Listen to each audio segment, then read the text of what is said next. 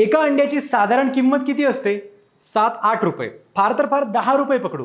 पण तुम्हाला माहिती आहे का की लडाखमध्ये एका अंड्याचा लिलाव झाला आणि ते अंड तब्बल 25,000 रुपयांना विकलं गेलं. आता तुम्हालाही प्रश्न पडला असेल की असं काय होतं त्या अंड्यात? सांगतो, रील शेवटपर्यंत बघा. खरं तर ते नॉर्मल अंडच होतं, कोणतंही खास अंड नव्हतं. पण 25,000 विकत घेण्यामागची भावना खूप खास होती. ती भावना होती मदतीची. हा अंड्यांचा लिलाव होता आणि त्यामागचं कारण होतं इराणमध्ये सुरू असलेलं युद्ध. हो, या युद्धाच्या पार्श्वभूमीवर तिथल्या नागरिकांच्या मदतीसाठी भारतातील लडाखमधून एक मोहीम सुरू झाली आहे. त्यात इराणमधल्या युद्धग्रस्त नागरिकांच्या मदतीसाठी कोट्यवधी रुपयांची मदत जमा केली जाते. कुणी पैसे देते, कुणी दागिने देते, तर कुणी आपल्या क्षमतेनुसार छोटंसं योगदान देते.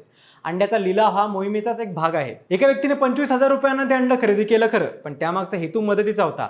ते अंड मदतीचं प्रतीक होतं. जम्मू काश्मीर आणि लडाखमधल्या अनेक शिया संघटनांनी सुद्धा लोकांना मदतीचं आवाहन केलंय. ऐतिहासिक आणि सांस्कृतिक नात्यांमुळे इथले लोक मोठ्या प्रमाणात प्रतिसाद देत आहेत.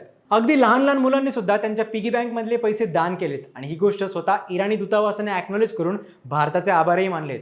ही गोष्ट आपल्याला दाखवते की धर्म, देश आणि सीमा यांच्या पलीकडे जाऊन काही लोक अजूनही माणुसकी जपतायत. काय वाटतं तुम्हाला या अंड्यांच्या लिलावाबद्दल? कमेंट्समध्ये नक्की सांगा आणि फॉलो करा लगावबत्ती.